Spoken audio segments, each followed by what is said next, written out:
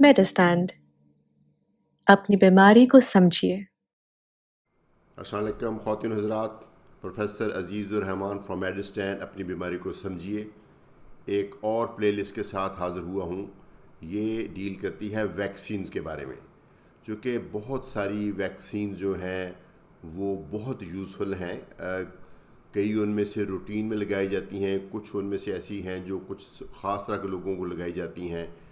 तो हमारे लोगों में वैक्सीन के बारे में कुछ नेगेटिव व्यूज़ भी पाए जाते हैं, क्योंकि कोविड के बाद काफ़ी लोगों को ये ख्याल था कि वैक्सीन जो है एक स्पैम है और उसके बाद मसाइल पैदा होते हैं। तो मैं कुछ वैक्सीन्स जो कि हमेशा से या बहुत देर से इस्टेब्लिश्ड है और उनका बहुत बड़ा रोल है बीमारी की प्रिवेंशन में, उनके बारे में मैं कुछ वीडियोस बना रहा हूं।